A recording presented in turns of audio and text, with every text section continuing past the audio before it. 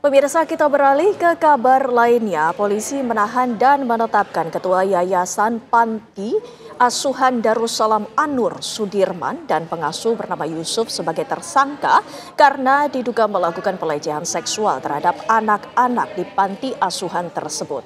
Sementara satu tersangka lainnya bernama Yandi Supriyadi ditetapkan polisi dalam daftar pencarian orang atau DPO. Polisi menahan dan menetapkan Ketua Yayasan Panti Asuhan Darussalam An-Nur Sudirman dan salah satu pengasuh bernama Yusuf sebagai tersangka karena diduga melakukan pelecehan seksual terhadap anak-anak di panti asuhan tersebut. Sementara satu tersangka lainnya bernama Yandi Supriyadi ditetapkan polisi dalam daftar pencarian orang atau DPO. Penyidik melakukan pemanggilan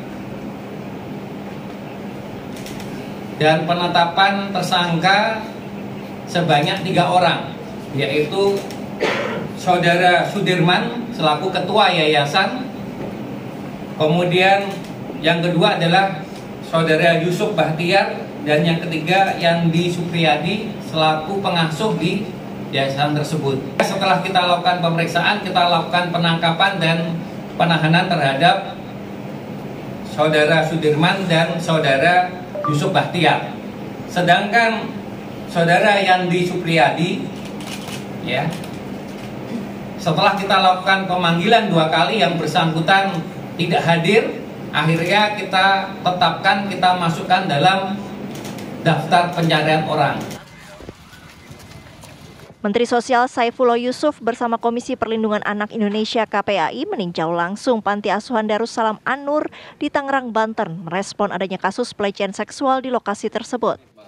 Saifullah Yusuf atau Gus Ipul mengatakan bahwa Panti Asuhan Yayasan Darussalam An-Nur ini tidak memiliki izin operasional dari Kemensos. Blank ini. Makanya nanti ke depan saya terus terang juga akan menghimbau atau memberikan suatu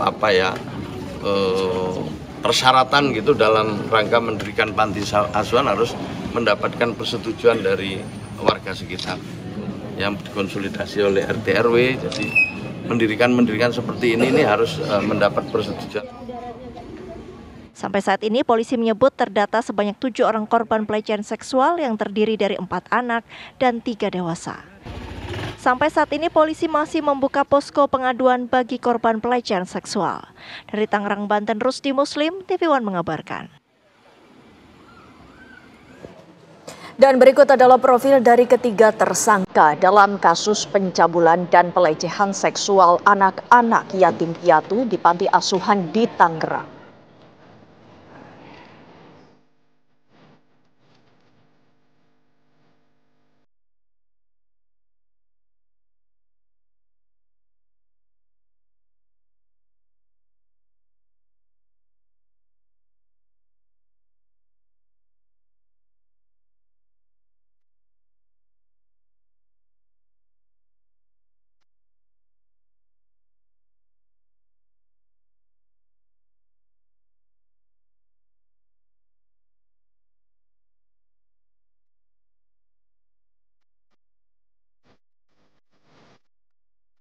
Dan pemirsa, kita telah bersama Kepala Dinas Pemberdayaan Perempuan, Perlindungan Anak, Pengendalian Penduduk dan Keluarga Berencana Kota Tangerang.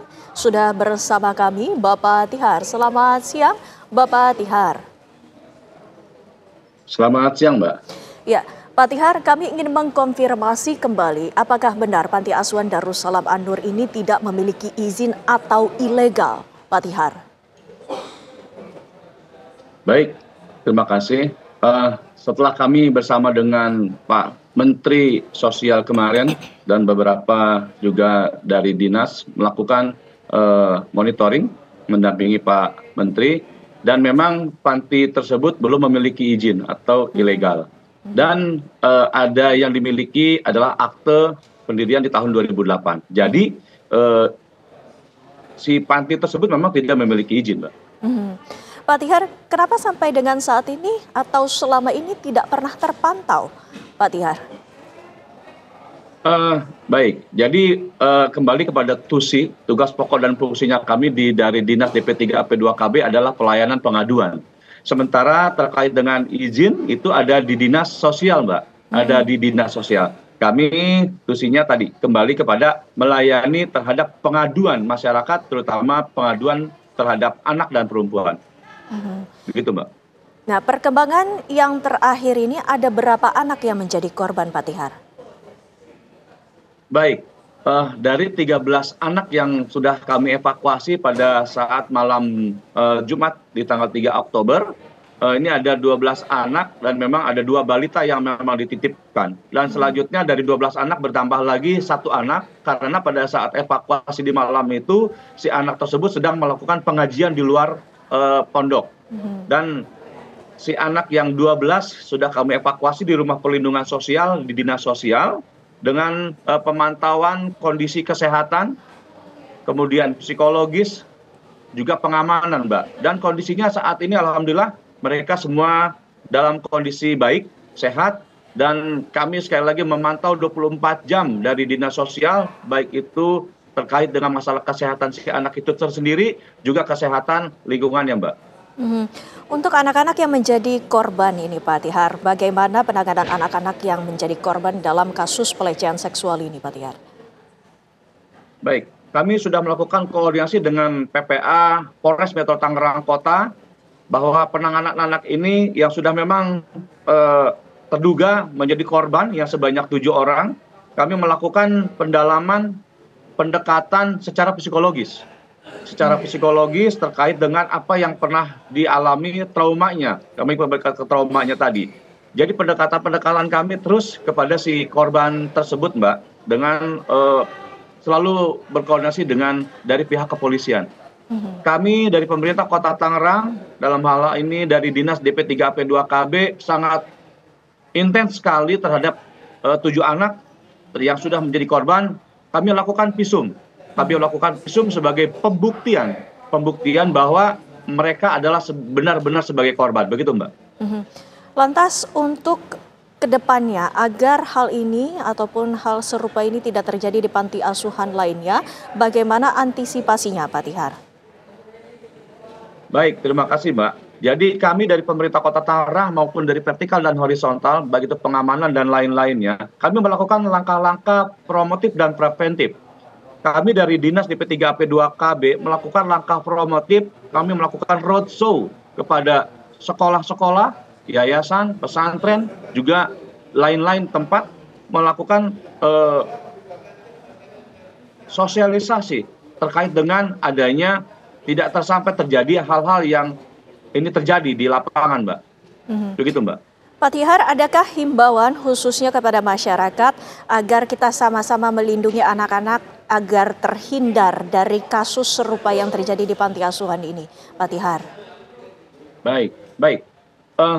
Bahwa keamanan ini adalah menjadi tugas kita bersama-sama. Terutama kembali lagi adalah kepada anak-anak dan memang kepada perempuan. Sejauh ini memang beberapa kasus masuk kepada kami dalam hal pelaporan ada di pelayanan unit kami adalah unit pelayanan terpadu di pelindungan anak dan perempuan. Kami berharap kepada seluruh masyarakat agar lebih peduli terhadap lingkungan sekitarnya. Ketika memang itu melihat, mendengar, agar melakukan penyampaian laporan. Kami minta kepada seluruh masyarakat untuk menjadi pelopor dan pelapor. Itu adalah bagian deteksi dini agar tidak terjadi di kemudian hari atau berlanjut. Begitu, Mbak. Terima kasih. Baik, terima kasih Pak Tihar waktunya bersama kami. Selamat siang, Pak.